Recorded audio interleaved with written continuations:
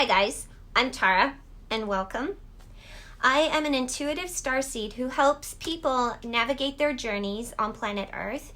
So if you are looking for some sort of guidance or would like a reading, please check the link in the description below. Also, if you like this video, don't forget to click like, subscribe, and please comment. I am here to talk to you guys today about connecting with your spirit guide. Connecting with your spirit guides can benefit you greatly on your journey, as it can help bring you clarity to certain situations where you just don't seem able to attain that clarity just because of biases that happen to you. It can be kind of difficult to see a situation with a clearer, broader perspective. And plus, your guides will see things from such a divine perspective.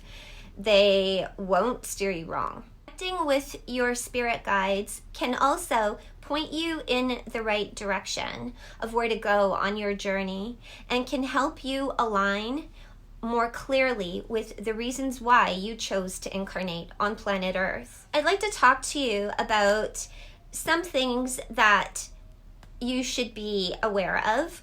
So, in connecting with your spirit guides, you have to be mindful about who you're connecting with, and you really have to use your discernment. If you haven't seen my discernment video, please check it out. It was my last video that I did. So, your guides will never tell you what to do, as they always want you to maintain your sovereign power.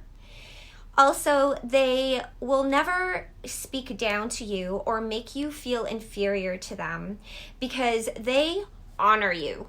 They really commend you on your journey on planet Earth, and they actually look at us like we are the heroes for being here, which in fact we are. To come down to this dense 3D reality, it takes a lot of guts. It takes courage. And your guides are here to help remind you of who you truly are. Your guides will never sugarcoat things, and they won't try and glamour you with bright lights or fancy images of themselves. They are very to the point, and they come from such a space of divine love and guidance. You will be able to determine their frequencies. Remember always, not everything that shines is gold. So they will never speak down to you. They will never make you feel inferior. They will never tell you what to do. And your guides will always consider you an equal. I'm going to go over some ways that you can connect with your guides. So before you connect with your guides, set an intention to connect with beings who are of divine love and light only. And then you can pose your question you are seeking guidance upon and ask them to show you signs and synchronicities. And they will show you something that they will know that you will be able to see, but you have to pay attention to these signs.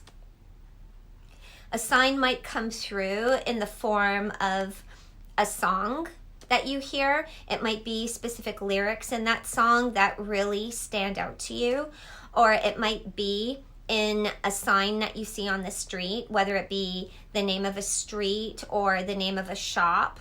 It might come in the form of a billboard where specific words jump out at you, or even if you're reading something and there's specific words that you seem to be stuck on or that stand out more than others. It may also come in the sign of feathers or coins. And if this happens, pay attention to what you are thinking about in that exact moment, as this can be key insight into an answer for you. It may also appear in the form of repeating numbers. You might be guided to see the time at a specific time, such as 11:44. And when this happens with me, I always search the angel numbers online to see what sort of a message my guides are trying to bring through. And I also pay attention to exactly what I'm thinking about in that moment. Also, a sign might be if you are walking down the street and there are some passersby and you overhear parts of their conversation and the words really strike a chord with you. So be open to the signs that can come your way, because they are definitely not limited to just these alone. Your guides are very, very creative. So, and they will get the message to you in the best form and fashion that they can find.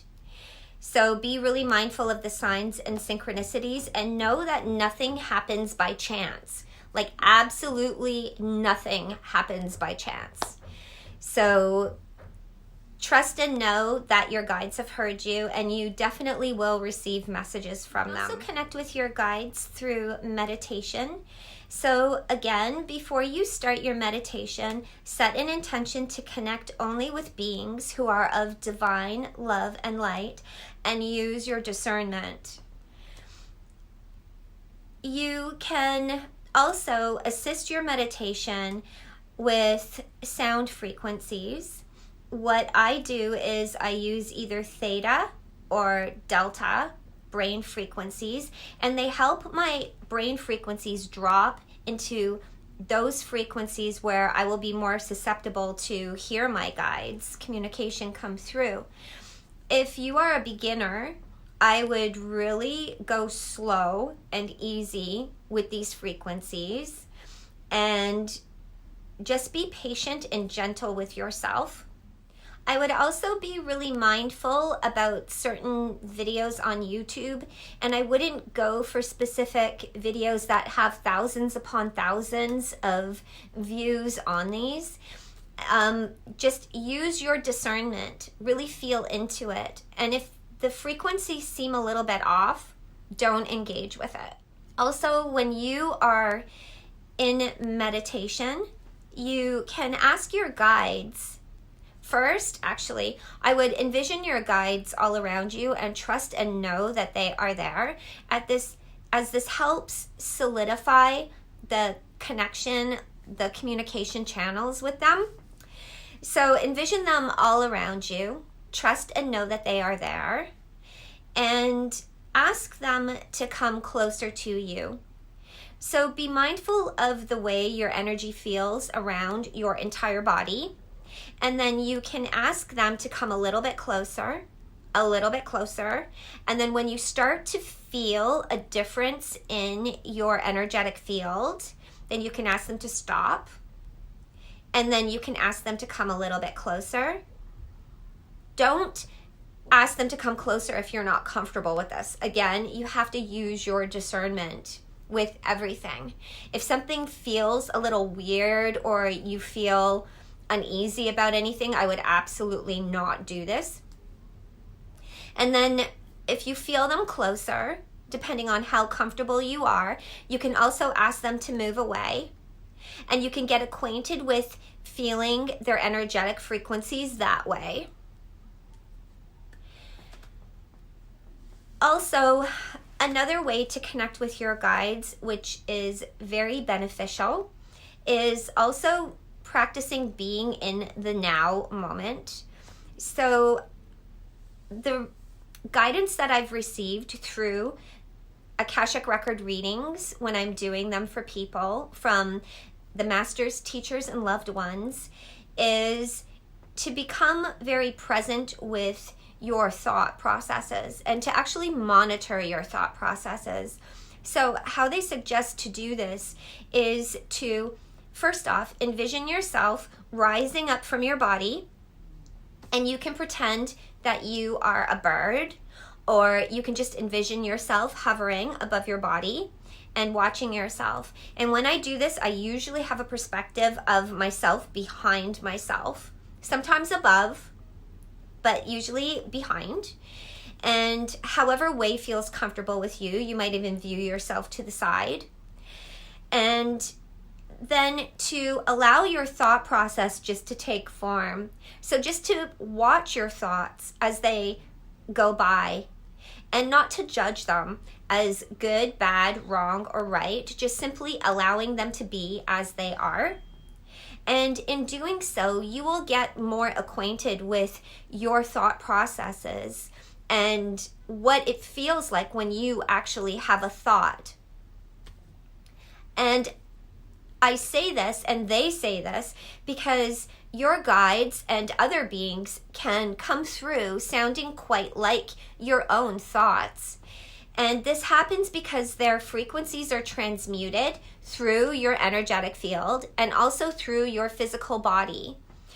And so when the frequencies are transmuted, they can sound like you.